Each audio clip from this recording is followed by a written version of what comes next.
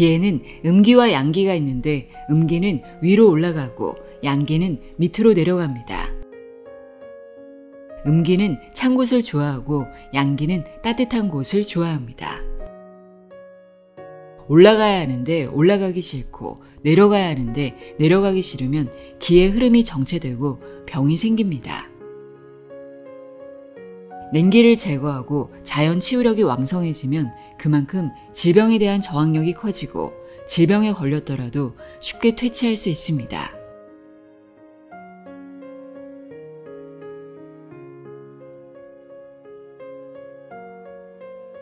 안녕하세요. 나의 소리책갈피 소리내어 읽다입니다.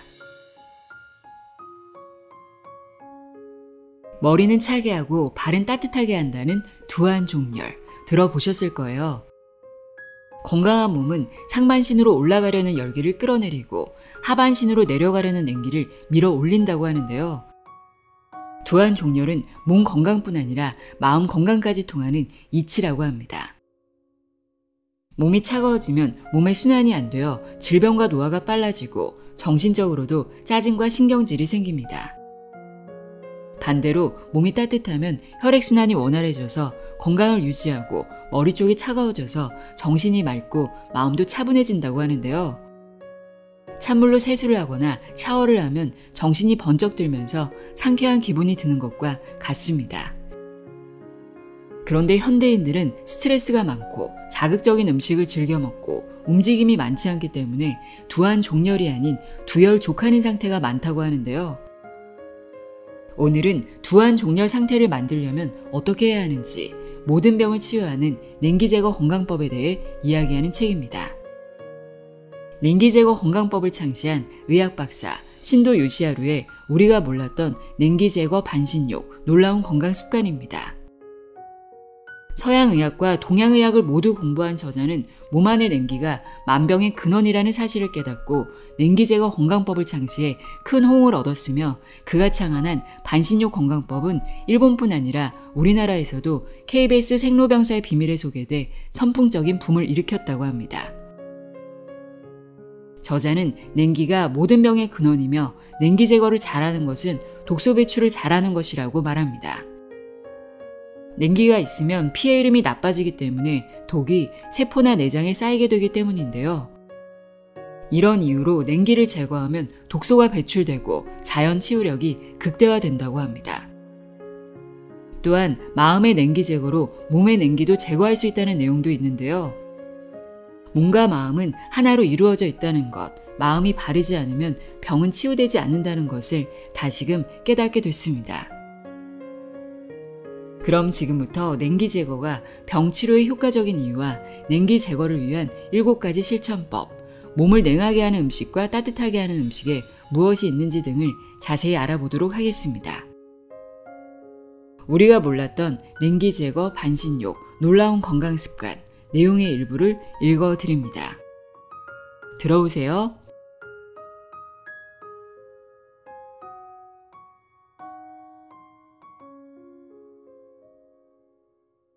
만병을 치유하는 냉기 제거 건강법.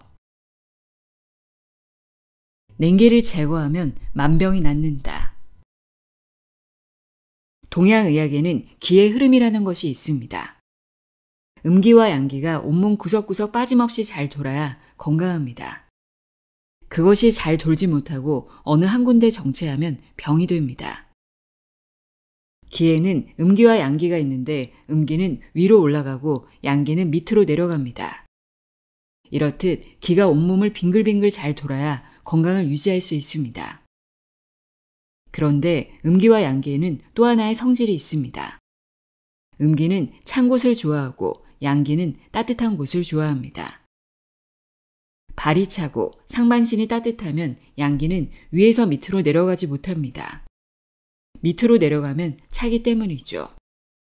반대로 음기는 위로 올라가지 못합니다. 위쪽이 뜨겁기 때문입니다. 올라가야 하는데 올라가기 싫고 내려가야 하는데 내려가기 싫으면 기의 흐름이 정체되고 병이 생깁니다. 이렇게 몸의 아래 위쪽에 온도차가 만들어진 상태를 냉기라고 합니다.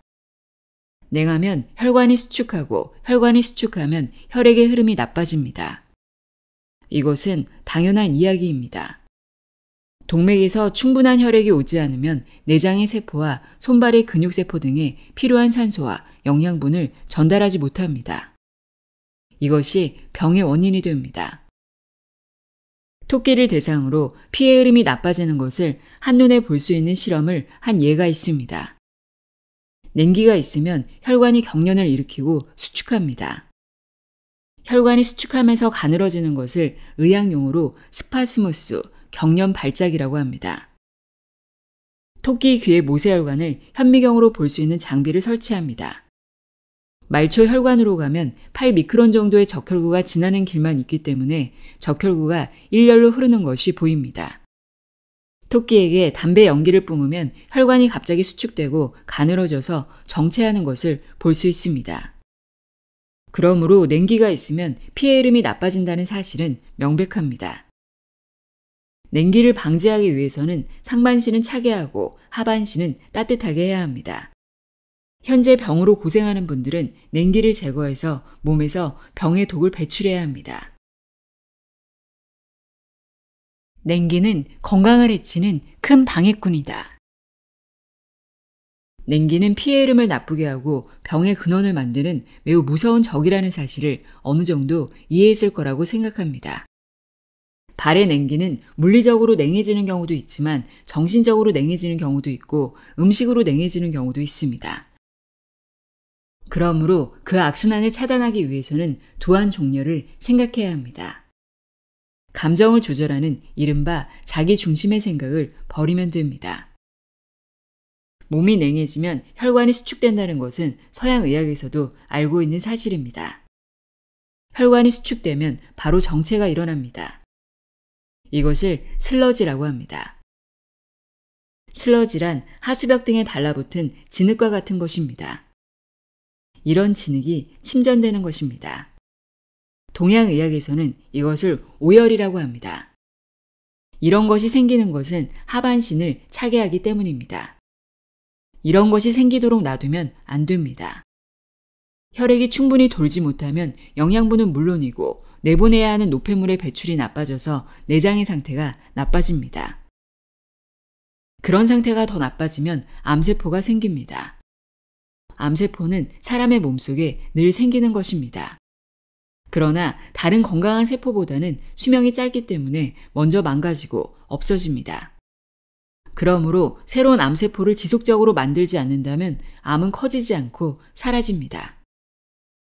그런데 암세포가 많이 만들어지면 더 이상 수습할 수 없어지고 암은 커다란 덩어리가 됩니다. 그러므로 암이 생겼다고 해서 두려워할 필요는 없습니다. 생기는 원인을 차단하면 암은 소멸됩니다. 생기는 원인이 그대로 남아있는데 단순히 암을 잘라내고 항암제나 방사선으로 부순다고 해서 안심할 수는 없습니다. 다른 병의 경우도 마찬가지입니다. 이를테면 강물이 쓰레기와 오염물로 더러워져 있을 경우 열심히 쓰레기를 줍고 정화제를 뿌린다고 해도 한순간의 일일 뿐입니다. 근본적으로 깨끗하게 만들 수는 없습니다. 오염의 근원을 단절해야 합니다. 사람의 몸도 마찬가지입니다. 냉기가 있으면 몸이 치유되는 것을 방해하기 때문에 먼저 냉기를 제거해서 방해물을 없애야만 저절로 치유됩니다. 냉기를 제거하면 알레르기도 없어진다. 피의 흐름이 나쁘다는 것은 산소와 그 밖의 영양이 몸의 말초기관에 전달되지 않는다는 것입니다. 그리고 동시에 그 말초기관의 세포가 활약하면서 발생한 이산화탄소와 각종 노폐물이 빠져나가지 않게 됩니다. 좋은 것이 들어오지 않아서 나쁜 것이 머물게 되므로 세포의 기능은 매우 떨어지거나 변질됩니다. 이를테면 쇠고기를 먹었을 때 그 쇠고기의 단백질이 그대로 소장의 막을 통과하면 알레르기의 원인이 됩니다. 그래서 그냥 통과하지 못하도록 되어 있습니다. 모두 분해되면 아미노산이 되고 그것이 소장의 벽을 통과해서 혈관으로 들어간 다음 다시 간장을 통과해 몸속에서 합성됩니다. 그리고 사람에게 필요한 단백질이 됩니다. 그런데 그 기능에 이상이 생기면 나쁜 것까지 통과시킵니다. 화학 비료로 재배된 야채나 쌀, 콩 등을 먹으면 화학 비료의 성분이 들어있는 아미노산까지 몸속으로 들어오게 됩니다. 그리고 소나 돼지, 닭을 기를 때 빨리 살찌게 하기 위해서 사료 속에 약을 씁니다. 또 육질을 부드럽게 하기 위해서 여성 호르몬을 이용하는 일도 있습니다. 항생 물질도 먹입니다. 이런 나쁜 것들이 몸속에 들어오면 그 이상한 것에 반응해서 각종 현상을 일으키는데 이것이 바로 알레르기입니다. 아토피나 천식도 마찬가지입니다. 이런 알레르기를 일으키지 않게 하기 위해서는 냉기를 없애고 혈액의 흐름을 좋게 하여 체내에 나쁜 것이 머물지 않게 해야 합니다. 냉기 제거를 잘하는 것은 독소 배출을 잘하는 것이다. 독소가 내장 속에 쌓이면 내장이 고장납니다. 오장육부 중 어느 것 하나가 고장나도 죽습니다. 그런데 몸의 기능에는 멋진 자정작용이 있습니다. 오장육부 중 어느 하나가 고장나려고 하면 그 독소를 다른 곳으로, 오장육부가 아닌 곳으로 가지고 갑니다. 이를테면 소화기에 독이 있으면 암이나 급성 췌장염이 되기 때문에 이를 피하기 위해서 그 독은 무릎 관절로 가는 경우가 종종 있습니다. 그래서 관절의 움직임이 나빠져서 물이 차고 더 심해지면 변형성 관절염이 됩니다. 이렇게 되면 보통은 관절을 잘라내고 세라믹이나 티탄 등의 금속으로 관절을 만들어 삽입합니다. 이것이 인공관절입니다. 그러나 인공관절로는 보통 사람처럼 뛸 수가 없습니다. 겨우 걸을 수 있을 정도입니다. 이것은 뼈가 망가진 것을 완전한 모양의 금속이나 세라믹으로 교체했을 뿐 치유된 것은 아닙니다. 관절의 통증이 심해져서 움직이지 못하게 되면 다시 관절을 교체해야 합니다. 그 이유는 근본적인 원인인 소화기가 여전히 나쁘기 때문입니다. 그러므로 이 부위를 아무리 치료해도 완치되지 않는 것입니다. 냉기가 있으면 피의 흐름이 나빠지기 때문에 독이 세포나 내장에 쌓입니다. 냉기를 제거해서 독이 쌓이지 않도록 해야 하고 이미 쌓인 독은 곧바로 배출하도록 합시다. 독이 없어지면 자연 치유력의 힘이 작용하여 망가진 관절도 정상으로 돌아옵니다. 냉기 제거로 독이 배출되면 모든 고통이 사라진다. 냉기를 제거하면 상처가 잘 나지 않습니다. 상처란 경락 위에 생깁니다. 경락은 기혈이 인체를 도는 경로입니다. 내장에 독이 있으면 경락 위에 이상이 생깁니다. 즉 경락은 내장에 독을 배출하는 하수도와 같은 것입니다. 빨리 독을 배출해야 할 때는 상처 부위를 째서 출구를 넓히고 독을 배출합니다. 그러므로 상처가 난 곳을 보면 그 사람은 어느 장기가 나쁜지 알 수 있습니다. 내장에 독이 적어지면 당연히 상처가 잘 나지 않습니다. 고산병에 잘 걸리지 않고 벌레에도 잘 물리지 않게 됩니다. 추위나 더위로 고생하지도 않습니다. 이상기후가 와도 걱정할 필요가 없습니다. 또 불규칙한 생활을 해도 몸이 그다지 상하지 않습니다. 그러므로 하루 세끼 정해진 식사를 하고 밤에는 정해진 시간에 잠자리에 들어 8시간 푹 자고 아침 일찍 일어나야 한다는 규칙에 지나치게 얽매이지 않아도 됩니다. 과식만 주의하면 먹는 것에 대해서는 특별히 주의할 것이 없습니다. 그리고 비타민이나 철분이 많이 함유된 음식을 꼭 챙겨 먹어야 한다거나 혹은 이 영양소가 부족해지기 쉬우니 영양제를 먹어야 한다거나 하지 않아도 됩니다. 보통 사람은 냉기 때문에 합성 능력이 떨어져 비타민 부족 현상이 생깁니다. 그래서 체외에서 보충해야 합니다. 하지만 충실히 냉기를 제거한다면 그럴 필요가 없습니다. 필요한 것은 몸속에서 만들어집니다.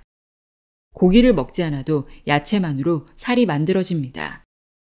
뼈를 먹지 않아도 뼈가 만들어집니다. 우리 몸에는 이런 힘이 있습니다. 발열은 독을 배출하는 현상, 반신욕으로 열을 낸다. 피부의 표면은 병의 독을 배출합니다.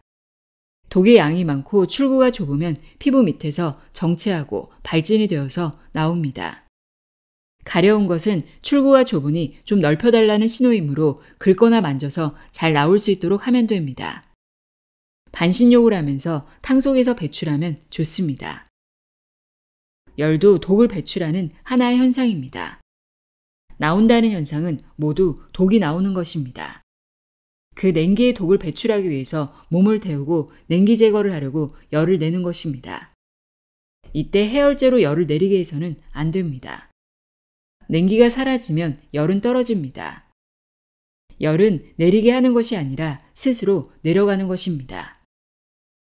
제 막내딸은 이 말을 믿지 않았지만 아이들에게 강요하지 않았습니다. 그러던 어느 날 막내딸의 몸이 40도가 될 정도로 열이 났습니다.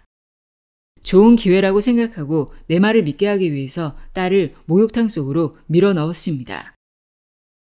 허리 아래만 미지근한 물에 담그고 반신욕을 1시간쯤 했습니다. 그리고 마지막으로 물을 더 뜨겁게 했습니다. 딸아이는 물속에 가만히 있는 것이 너무 지루하다고 일어서서 무릎 밑만 물에 담근 채 주변의 타일을 닦기도 했습니다. 그러자 하룻밤 사이에 40도나 되던 열이 떨어졌습니다. 냉기와 과식을 조심하십시오. 특히 당신은 과식하는 것 같군요 라고 말하면 그것만으로 건강을 지킬 수 있습니까? 라고 되묻는 사람들이 있습니다. 주사나 물리치료를 하지 않으면 치료하는 것이 아니라고 생각하는 사람들이 많습니다. 그러나 사실은 냉기와 과식에 신경 쓰는 일이 가장 중요한 치료입니다. 몸과 마음의 냉기를 제거하는 방법. 몸과 마음을 다스리면 그것이 바로 약이다. 한나라 때의 고전, 황제 내경을 보면 1년에는 사계가 있는데 사계에는 적당한 생활 방식이 있다. 그 생활 방식을 잘못하면 환절기에 병이 생긴다 라는 기록이 남아 있습니다. 그리고 다른 고전에 치료에는 상중하가 있는데 약이라는 것은 치료의 종류로서는 하에 해당한다 라는 말이 있습니다. 뜸, 지압, 마사지는 중에 해당합니다. 그렇다면 상은 무엇일까요? 음식의복이라고 기록되어 있습니다. 음식의복, 이것이 큰 약이다 라는 문장이 있는데 이것은 일상생활 전체라는 의미입니다. 무엇을 먹고 무엇을 입고 무엇을 마시고 어떻게 행동하는가. 이런 일상생활을 잘못하면 병이 되기 때문에 생활을 바르게 하는 것이 건강법이고 치료법이라는 것입니다. 고전의 결론은 몸을 다스리고 마음을 다스리는 것이 바로 약이라는 것입니다. 몸을 다스린다는 것은 나쁜 짓을 하지 않는 것이고 마음을 다스리는 것은 마음을 편안하게 가지고 자기 중심적인 생각을 버리는 일입니다. 즉, 자기 중심적인 행위를 그만두고 마음가짐을 바르게 하는 것입니다. 이런 약 중의 약이 바로 진정한 치료법이자 건강법이라는 의미입니다. 마음가짐을 바르게 하고 나쁜 짓을 하지 않도록 항상 마음을 써야 합니다. 그렇게 기록되어 있습니다. 나는 서양의학의 의사로 출발했지만 서양의학으로는 더 이상 어떻게 할 수 없는 한계를 깨닫고 동양의학을 배우고 뜸과 지압을 배웠습니다. 그것으로도 충분하지 않아서 어느 정도 3차원이 아닌 것까지 시도해서 최종적으로 도달한 것이 냉기 제거입니다. 그리고 이런 냉기 제거를 하는 동안 몸의 냉기만 제거해서는 안 된다. 마음의 냉기까지 제거해야 한다. 마음의 냉기를 제거하는 것이 가장 중요하다는 것을 깨닫게 되었습니다. 그렇다면 마음의 냉기를 제거한다는 것은 무엇일까요? 그것은 자기 중심적인 생각을 버린다는 것입니다. 냉기 제거를 위한 7가지 생활요법. 혈액순환을 좋게 하고 냉기를 제거하는 반신욕. 두한종렬이 피의 흐름을 좋게 한다는 사실을 잘 이해하셨을 것으로 생각됩니다. 이런 원리로 봐서 탕에 들어갈 때 어깨까지 들어가는 것은 상체가 뜨거워지기 때문에 좋지 않습니다. 탕에 몸을 담글 때 허리 밑, 적어도 명치 밑이 좋습니다. 작은 아이들은 서서 놀게 하면 됩니다.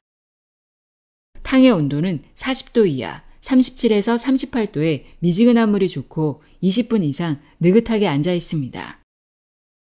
뜨거운 물에 들어가면 오랫동안 있을 수 없습니다. 금방 나오게 됩니다. 이때는 피부의 표면만 데워질 뿐 몸속까지는 데워지지 않습니다. 미지근한 물에 느긋하게 들어가 있으면 몸속까지 열이 전달되어 피의 흐름이 좋아집니다. 피의 흐름이 좋아지면 내장의 기능도 좋아져서 땀이 납니다. 이 땀은 내장에 독이 나오는 것이므로 땀을 많이 낼수록 좋습니다. 땀이 나지 않는 사람도 있지만 걱정할 필요는 없습니다. 냉기가 제거되면 땀이 나오게 됩니다. 추운 겨울에 욕실이 차가울 때는 처음부터 반신욕을 할 필요는 없습니다. 발에 뜨거운 물을 부어서 따뜻하게 만듭니다. 그러면 하반신부터 따뜻해지는 느낌이 듭니다. 그런 다음 욕조로 들어갑니다. 처음에는 어깨까지 들어가도 됩니다.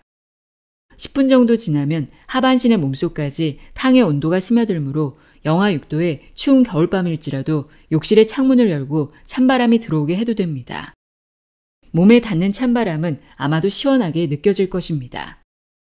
그러나 그런 느낌이 들지 않는데도 책에 적혀 있다고 무리하게 해선 안 됩니다.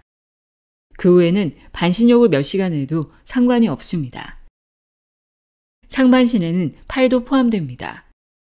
그럼 팔이랑 어디에서 어디까지입니까? 라는 질문을 합니다. 그 사람은 팔은 밖으로 내놓고 손목은 탕 속에 넣고 있었다고 합니다. 손목도 상반신에 들어가므로 당연히 밖으로 내놓고 있어야 합니다. 탕에서 나오면 몸을 잘 씻고 양말, 바지 순으로 아랫도리부터 입습니다. 상반신은 얇은 것을 입습니다. 탕에 들어가지 못할 때는 족탕만 해도 효과가 있습니다.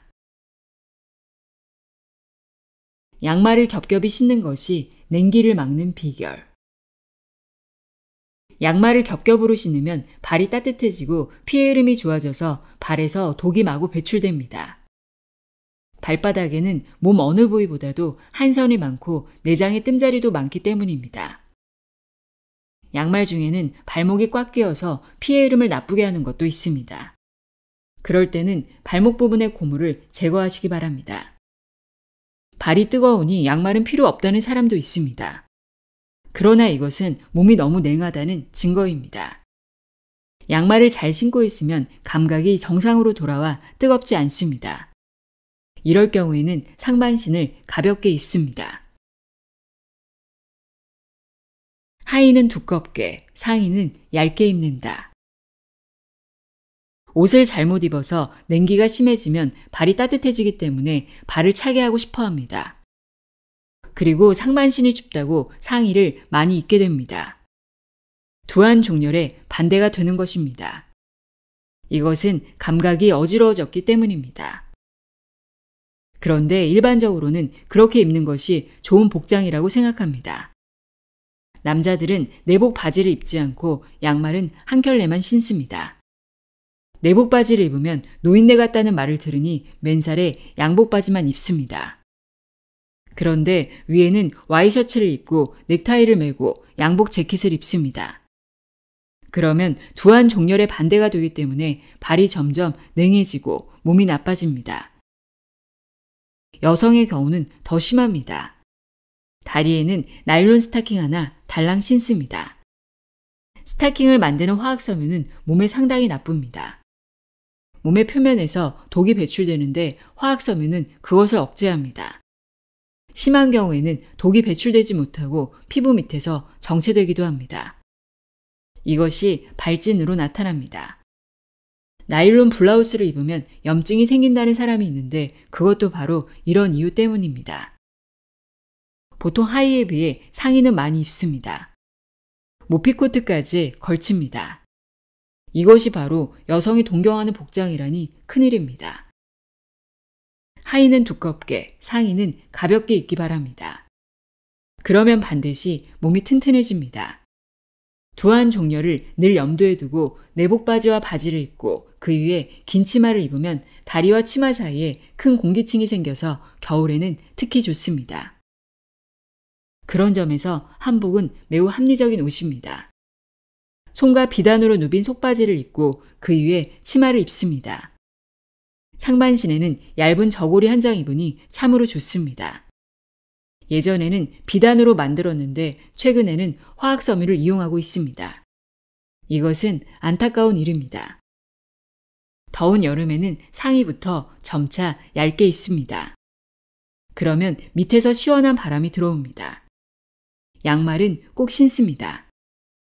하의는 두껍게, 상의는 가볍게, 이것을 명심하십시오. 음식에 감사하면서 적게 먹고 잘 씹는다. 냉기 제거에 있어서 식사는 대단히 중요합니다. 먹는 방법에 따라 독이 되기도 하고 득이 되기도 합니다. 몸에 좋은 음식은 해초류, 콩류를 주로 한 채식이고 맛은 담백해야 합니다. 밥은 잡곡이 든 현미밥, 면은 전리분이 든 것, 빵도 천연효소로 전리분이 든 것이 좋습니다. 전리분은 밀기울까지 함께 가루로 만든 밀가루입니다. 그리고 조금 모자라다는 느낌이 들 정도로 소식을 해야 합니다. 일반인은 보통 2000kcal나 2200kcal를 섭취하는데 1000에서 1100kcal 정도면 충분합니다. 그 정도로는 체력이 모자란다, 몸을 움직일 수 없다는 사람도 있지만 나는 1100kcal면 건강하게 살 수 있습니다. 중요한 것은 칼로리가 아니라 내용입니다. 요리는 조금씩 담습니다. 그리고 조금씩 입에 넣고 오른쪽 이로 잘 씹고 그 다음에는 왼쪽 이로 잘 씹습니다. 잘 씹다 보면 자연히 삼켜집니다. 입속이 완전히 비면 다시 음식을 입에 넣습니다. 입속에 음식이 들어있는데도 음식을 더 집어넣는 일은 하지 마십시오. 잘 씹으면 음식물이 잘게 부서져서 잘 흡수됩니다. 소화기의 벽에서 흡수되고 혈당치가 올라가기까지는 몇 시간이나 걸리지만 잘 씹어서 먹으면 15분에서 30분 사이에 혈당치가 올라갑니다. 씹는다는 동작이 조건반사로 뇌 중추를 자극하고 혈당치를 올리기 때문입니다. 음식물이 몸속으로 차츰 들어가면 혈당치가 더 올라갑니다. 대체로 30분 정도 지났을 때 혈당치 상승으로 뇌의 식욕 중추가 자극을 받고 만복감을 느낍니다. 세계에는 유명한 장수촌이 3군데 있습니다. 그 사람들의 섭취 칼로리를 조사해 보니 1800kcal인데 매일 밭이나 산에서 일하는 105세 혹은 110세의 노인도 있었습니다. 그러니 먹지 않으면 힘이 나지 않는다는 말은 잘못된 것입니다. 그리고 또 하나 중요한 것은 마음으로 먹으라는 것입니다. 우리 인간은 동물이나 식물의 생명을 가지고 살아가고 있습니다. 그들 덕분에 음식을 섭취하여 활력을 얻는 것에 대해 감사해야 합니다. 잘 씹어서 먹고 열심히 공부하고 열심히 일합시다. 이것이 바른 식사법입니다. 천천히 움직이는 운동을 하면 독이 빠져나간다. 운동을 하면 독이 빠져나오기 때문에 운동은 참으로 중요합니다. 그러나 주의해야 할 점은 격렬한 운동이 아니라 천천히 부담을 주면서 움직이는 운동이어야 합니다. 그것이 몸의 힘을 강하게 하고 다이어트에도 좋은 운동법입니다. 그러므로 고전무용은 좋은 다이어트가 됩니다. 고전무용을 하는 사람 중에 살찐 사람은 없습니다. 모두 날씬합니다. 고전무용이나 태극권은 콜레스테롤을 많이 쓰기 때문에 여러모로 몸에 좋은 운동입니다. 빠른 운동을 하면 활성산소가 많아져서 과잉 상태가 됩니다. 활성산소가 적당히 있는 것은 좋지만 과잉되면 노화를 재촉합니다. 에어로빅을 열심히 하는 사람은 안타깝게도 관절이 상해서 노화를 재촉합니다. 또한 화학섬유로 된 에어로빅 의상 때문에 몸이 더욱 나빠지기도 합니다. 운동을 할 때 천천히 움직이면서 천천히 복식호흡을 하면 더욱 효과가 있습니다. 발목 관절은 독을 배출하고 냉기를 제거하는데 좋은 관절입니다. 그러므로 발목을 펴거나 굽히거나 하는 발목 운동을 종종 하고 걸을 때는 발목을 제대로 펴서 걸으십시오. 그리고 마찰은 독을 잘 배출합니다. 느슨한 옷을 입고 움직이면 옷과 몸 사이에 마찰이 생겨서 독이 잘 배출됩니다. 하지만 몸에 꼭 맞는 옷을 입으면 마찰이 일어나지 않습니다. 쓰다듬는다거나 만지는 것도 상당히 효과가 좋습니다. 몸 어디라도 좋으니 쓰다듬고 만져주기 바랍니다. 스스로 쓰다듬어도 되고 서로 쓰다듬어 주는 것도 좋습니다. 손바닥으로 비비는 것도 좋고 때로는 실크천으로 쓰다듬는 것도 좋습니다. 냉기 제거에 효과적인 복식 호흡을 한다. 호흡을 가슴으로 해선 안 됩니다. 호흡은 폐를 수축시키고 팽창시키는 그 차이로 공기를 들이마시기도 하고 내쉬기도 합니다. 이 차이가 클수록 깊은 호흡을 할 수 있습니다. 하지만 늑골은 바구니와 같아서 흉식 호흡으로는 움직이는 범위가 정해져 있기 때문에 그 차가 크지 않습니다. 반면에 배로 호흡을 하면 횡격막이 올라가기 때문에 이 차이가 매우 커지고 깊은 숨을 쉴 수 있습니다. 횡격막은 근육의 막이므로 훈련을 하면 잘 늘어납니다. 호흡이 얕으면 생각하는 힘도 얕아지고 호흡이 깊어지면 생각하는 힘도 깊어집니다.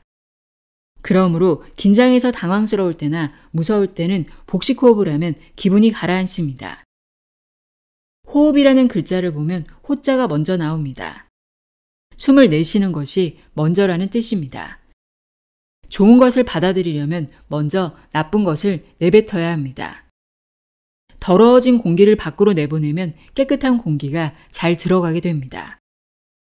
숨을 내쉬기 위해서는 배를 들어가게 하면 됩니다. 여기서 배란 배꼽이 있는 자리가 아니라 배꼽 조금 밑입니다. 이 부위를 하단전이라고 하는데 그 부위를 들어가게 하면 횡격막이 위로 올라갑니다. 또한 내장이 수축되면서 잘 움직이게 되고 나쁜 피도 나옵니다. 배를 쑥 들어가게 하면 숨이 나오기 때문에 뱉을 수 있을 만큼 뱉으면 멈춥니다. 그냥 힘을 빼는 것만으로 자연히 배가 원래의 자리로 돌아오면서 숨이 들어갑니다. 폐 속에서는 가스 교환 등을 하기 때문에 바로 내뱉으면 너무 아깝습니다. 폐 속에서 4, 5초 정도 숨을 멈추고 난 다음 내뱉습니다. 또한 숨을 내뱉을 때는 휘바람을 불듯이 입술을 모아보거나 소리를 내면 좋습니다. 출구가 좁아 저항을 받으면 안쪽에서는 숨이 지나는 길이 열립니다. 이와 반대로 입이 열려 있으면 안쪽이 막혀서 충분히 나가지 못합니다. 산소가 몸속 구석구석까지 들어가면 몸의 움직임도 좋아지고 냉기를 해소하는 데도 도움이 됩니다. 남을 먼저 배려하면 마음의 냉기가 제거된다. 냉기 제거에서 가장 중요한 것은 마음의 냉기를 제거하는 일입니다. 나만 좋다면 남은 아무래도 상관없다는 자기 중심적인 생각이 냉기를 만듭니다. 다른 사람의 행복을 기도하고 타인에 대해서 감사하는 마음을 가지고 남을 먼저 생각하는 따뜻한 마음을 가질 때 비로소 마음의 냉기가 제거됩니다. 마음의 냉기가 제거되면 자연히 몸의 병도 치유되고 건강한 몸과 마음이 됩니다. 우리나라에는 추나추동, 사계절이 있습니다. 그 계절에 따라 몸의 기능이 변합니다. 대자연의 흐름에 인간이라는 소우주가 따르는 것입니다. 벚꽃이 피는 봄은 간장의 계절입니다. 간장의 기능이 가장 활발해지는 시기이지요. 지금까지 배출하지 못한 간장의 독소가 마구 배출됩니다. 꽃가루 알레르기 때문에 콧물이 나고 눈이 가렵고 기침이 나는 것은 간장이 독을 배출하기 때문입니다. 그리고 또 하나 간장의 특징인 오만과 비굴도 잘 나타나며 정신적으로 불안정해지기 쉽습니다. 감정이 흔들리지 않도록 주의하고 냉기 제거를 반드시 하시기 바랍니다. 태양이 불타는 여름은 심장의 계절입니다. 심장에 쌓인 피로를 내뱉고 심장의 병을 치유하려고 합니다. 심장의 독소는 주로 땀이라는 형태로 나오기 때문에 냉방된 실내에만 있어서 땀이 나지 않으면 심장에 부담이 됩니다. 그러므로 여름에는 땀을 많이 흘리는 것이 좋습니다. 심장의 특징은 냉옥입니다. 나만을 생각하고 남에게 감사하는 마음을 잃어버리는 계절입니다. 충분히 주의하십시오. 열매를 맺는 가을은 폐의 계절입니다. 폐가 독소를 내뱉고 병을 고치려고 합니다. 기침이나 콧물은 폐에서 나오는 독소입니다. 무리하게 약을 먹고 억제하지 말고 냉기를 제거하면서 모든 것을 배출하도록 하십시오. 폐는 대장이나 피부와 관련이 있으므로 설사를 하거나 습진이 생기기도 합니다. 폐의 특징은 욕심이라서 무엇이나 원합니다. 그런 감정이 강해지므로 주의하십시오. 폐의 독소는 배를 움직이는 복식호흡을 하면 잘 배출됩니다. 겨울에는 신장 기능이 좋아져서 독소를 배출하려고 합니다. 오만, 냉혹, 이기, 욕심에 4가지 비뚤어짐이 심해지면 신장이 나빠지기 때문에 마음의 냉기 제거에도 충분히 주의해야 합니다. 추나 추동 환절기를 중심으로 보름 동안은 소화기의 독을 배출하는 계절입니다. 이기적인 마음이 되지 않도록 특별히 주의하시기 바랍니다. 냉기를 제거하는 건강식과 먹는 방법. 몸을 냉하게 하는 음식이 있다. 음식에는 몸을 냉하게 만드는 성질이 있는 것과 따뜻하게 만드는 성질이 있는 것이 있습니다. 이를테면 우유는 몸을 냉하게 하는 성질이 있기 때문에 아무리 데워서 먹어도 몸을 냉하게 만듭니다. 우유가 몸을 차게 하는 것은 몸에 들어가서 하는 기능이지 마실 때의 온도를 말하는 것이 아닙니다. 그 외에도 몸을 냉하게 만드는 음식이 있습니다. 인공적으로 정제한 것이 그렇습니다. 소금도 천일염처럼 해수에서 직접 얻은 것은 괜찮지만 정제한 염화 나트륨으로 만든 것은 좋지 않습니다. 마찬가지로 설탕도 흰 것은 좋지 않습니다. 그레뉴당이나 갈색 설탕도 정제한 것이므로 쓰지 않도록 합니다. 흑설탕처럼 정제를 완전히 하지 않은 것을 쓰는 것이 좋습니다. 그것도 아주 적은 양만 사용합니다. 사람의 몸과 마음이 좋은 쪽으로만 반응하면 좋으련만 안타깝게도 몸이 나쁘면 더욱더 나쁜 것을 좋아합니다. 냉기가 심하면 발이 뜨거워져서 발을 차게 하고 싶은 것과 마찬가지로 더 나빠지고 싶어 합니다. 그러므로 간이 나쁘면 술을 좋아합니다. 실은 간이 나빠서 술을 잘 마시는 것인데 나는 간이 튼튼해서 해독작용이 잘 되기 때문에 술이 세다 라고 생각하는 사람이 많은 것 같습니다. 그러나 사실은 간이 나쁘기 때문에 술을 많이 마시고 싶어 하는 것입니다. 또한 폐가 나쁜 사람은 담배를 좋아해서 좀처럼 끊을 수가 없습니다. 의지가 약하고 인격적으로도 문제가 있는 사람은 마약을 좋아합니다. 이러한 악순환의 고리를 끊기 위해서는 먼저 내장을 치유해야 합니다. 내장을 고치기 위해서는 냉기 제거를 충실하게 실행하십시오. 그러면 반드시 좋아집니다. 음식에 간장을 찍어 먹으면 몸을 따뜻하게 한다. 음식 중에서 몸을 가장 따뜻하게 하는 것은 해초류입니다. 해초류는 몸을 따뜻하게 하는 성질이 상당히 강합니다. 해초가 산을 만나면 자신이 가진 칼슘을 방출합니다. 사람의 윗속에는 산이 있기 때문에 해초는 윗속에서 자신이 가진 칼슘을 내보냅니다. 그러니 몸에 칼슘이 필요하다고 우유를 마실 필요가 없습니다. 해초가 더 좋습니다. 또한 해초가 알칼리를 만나면 주변의 나트륨을 흡수하는 성질이 있습니다. 장에서는 장액이라는 강한 알칼리성 액체를 분비하기 때문에 해초가 그 주변의 나트륨을 흡수합니다. 이것은 혈압을 내리는 기능을 하므로 해초를 몇 끼마다 먹는 것이 좋습니다. 음식에 소금을 뿌리면 몸을 따뜻하게 하는 성질로 바뀝니다. 그러므로 생야채는 소금으로 무치거나 절이는 것이 좋습니다. 그 외에도 햇빛에 말리면 몸을 따뜻하게 하는 성질로 바꿀 수 있습니다. 소금의 독은 아미노산이 완화시켜주기 때문에 아미노산과 소금이 함께 든 음식인 된장이나 간장이 좋습니다. 어느 것이나 콩과 보리의 단백질을 발효로 분해해서 아미노산을 만들고 있습니다. 이런 말을 들으면 그럼 과일도 간장을 찍어 먹습니까? 라고 이상한 표정을 지으며 묻는 사람이 있습니다. 지금까지 자신이 해온 습관과 다르다고 부정하지 말고 시도해 보시기 바랍니다. 음식에 식물성 산을 넣거나 햇빛에 말려 먹는다. 몸에 해가 되는 음식이라도 해를 줄이도록 연구하면 됩니다. 귀찮더라도 조금 연구해서 먹으면 좋습니다. 동물성 지방에는 식물성 산을 첨가하는 것이 비결입니다. 레몬이나 유자에 즙을 뿌려서 먹으면 해가 줄어듭니다. 생선 탄 부분에는 발암성이 있다고 하는데 식물성 산을 뿌리면 그것이 사라집니다. 햇빛에 말린 식재료에는 몸을 따뜻하게 하는 성질이 있습니다. 야채로는 햇빛에 말려서 자른 무말랭이, 표고버섯 말린 것, 말린 고구마 등이 있습니다. 그러나 최근에는 기계로 말린 것이 많으니 먹기 전에 햇빛에 한번 말리는 것이 좋습니다. 백설탕이나 정제한 소금도 그대로 쓰기보다는 병에 넣은 채 한두 시간 정도 햇빛에 말려서 사용하면 해가 적어집니다. 말린 표고버섯을 먹을 때 대부분의 사람들은 줄기 부분을 버리는데 그 부분을 먹는 것이 좋습니다. 그런 점에서는 원숭이가 사람보다 영리합니다. 원숭이는 표고버섯의 우수한 부분은 떼서 버리고 줄기 부분만 먹습니다. 표고버섯의 줄기 부분이 좋다고 하지만 딱딱해서 그대로 먹을 수 없다면 잘게 썰어서 먹도록 합니다. 버섯에는 항암 성분도 있기 때문에 적극 추천합니다.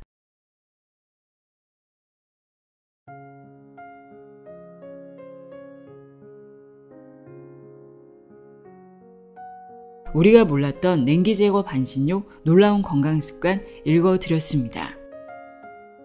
어떻게 해야 몸의 냉기를 제거할 수 있는지, 몸의 냉기 제거뿐 아니라 마음의 냉기도 제거해야 건강해질 수 있다는 내용 전해드렸습니다. 몸이 냉한 편이라면 반신욕부터 습관을 들이면 좋을 것 같습니다. 오늘도 함께 해주셔서 고맙습니다.